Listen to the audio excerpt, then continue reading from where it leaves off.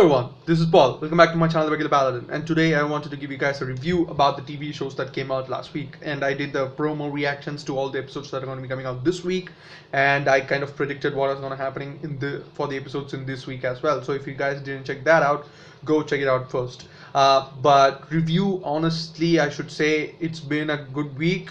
Because they kind of rectified their mistakes. I kind of mentioned that in the last week episodes, but they also didn't do some of the changes that I asked them to do, and it kind of got screwed up in the actual episodes. So that's that. Pretty much I'm gonna just do three shows today, like Scorpion, The Big Bang Theory, and The Blacklist. And Grey's Anatomy, I told you I'll do a fall season finale. After that, I'll do a review on that. And certain shows will start soon as well. I'll do reviews on them as well. So next week I'll probably do something drastically changeable, and then go back to these shows and stuff like that. Just get my rhythm on the run.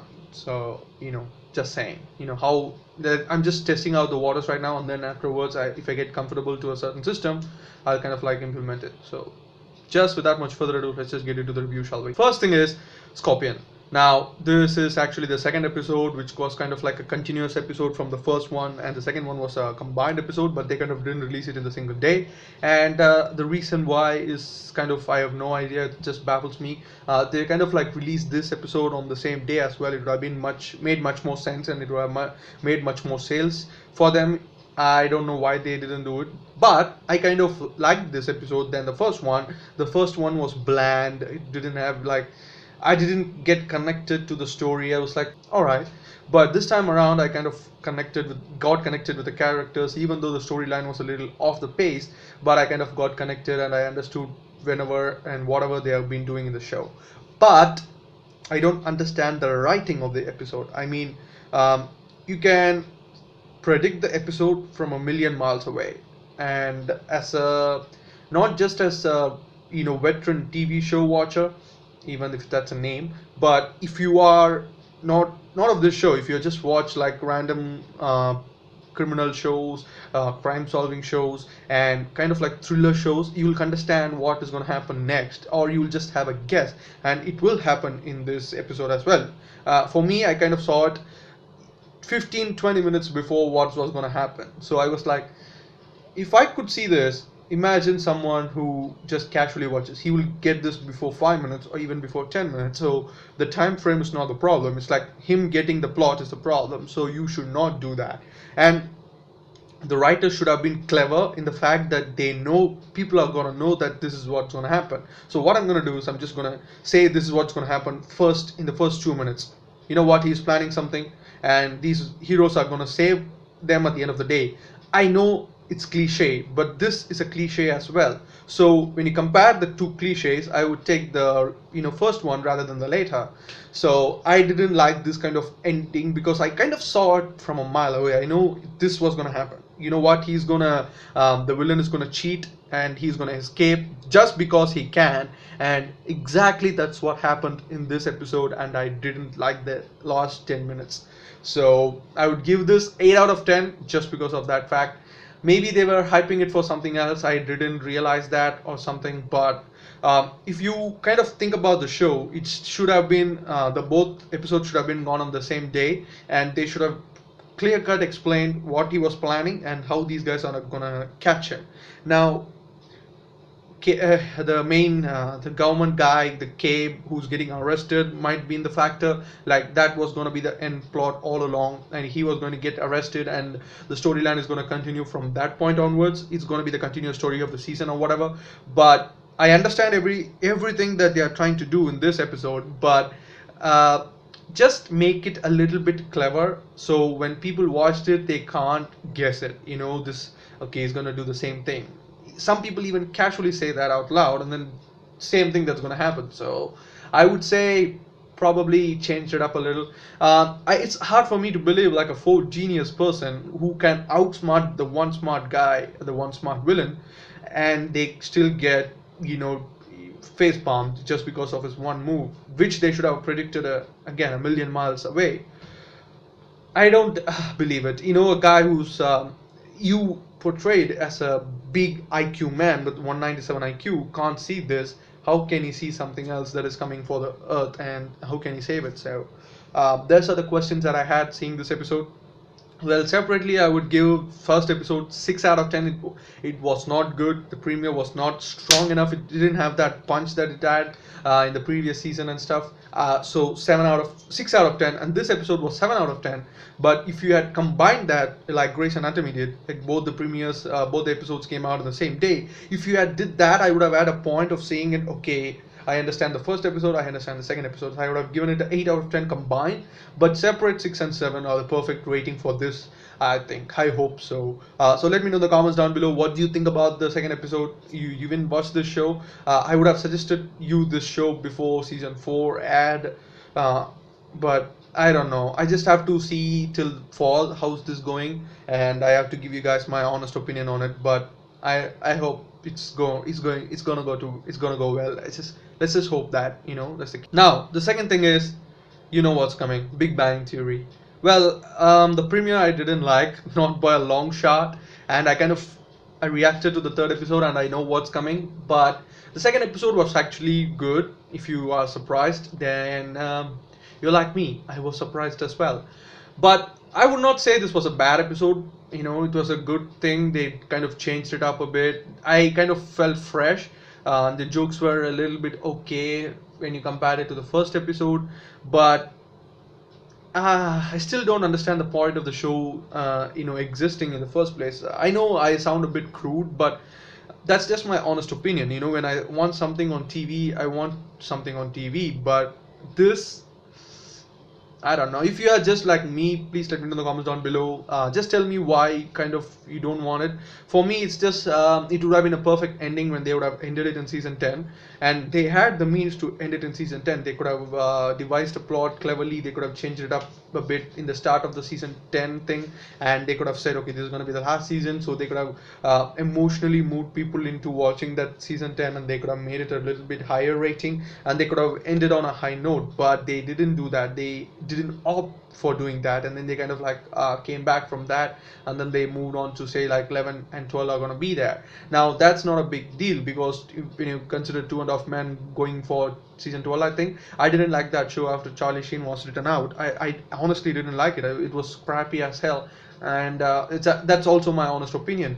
And I didn't watch that show, even though I kind of like the actors who played that role, and the writing, I like that Two and a Half Men style of writing as well, but I didn't watch it just because there was no Charlie Sheen.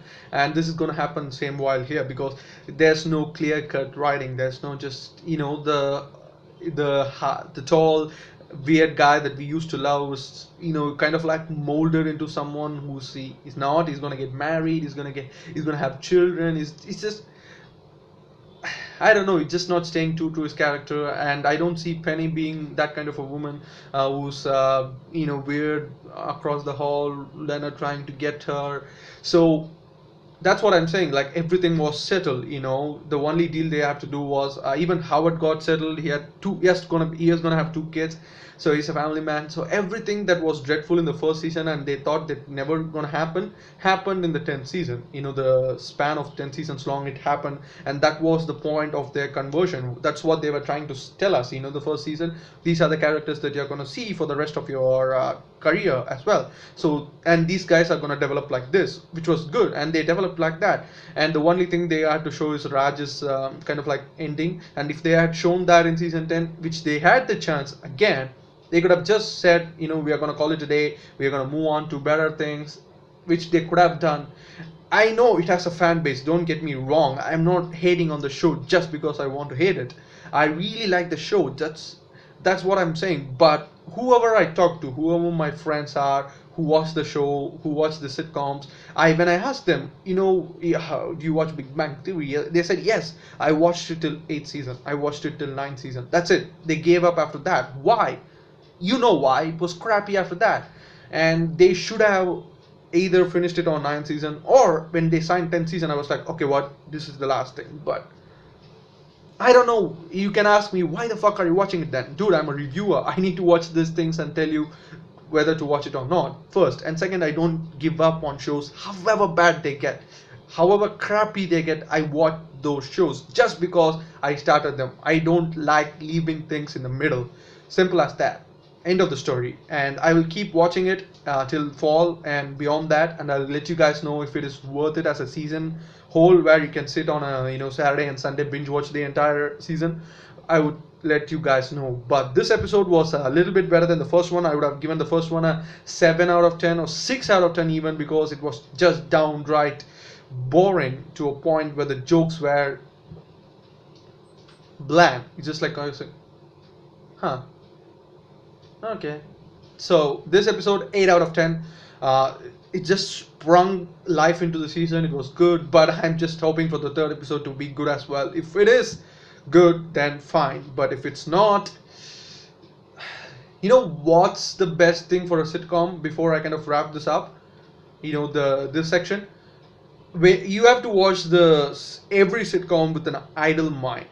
You should not concentrate on the episode at all, and you should just think about something else. Okay, just try this as a practice. The best example that I can give you is right now, Friends is airing on TV. Just watch a single episode of Friends and don't think about Friends. Just think about something else entirely. Think about something dreadful, something bad. You know what? Earth is going to get destroyed in 2 weeks. Holy shit, what are we going to do in that 2 weeks? Think about that and watch the sitcom. If that sitcom makes you laugh at any point during the thought process of that 30 minutes, then that's a good sitcom. Even at one instant, if it makes you laugh, then it's a good sitcom. I don't think that's going to happen with Big Bang Theory. Not ever.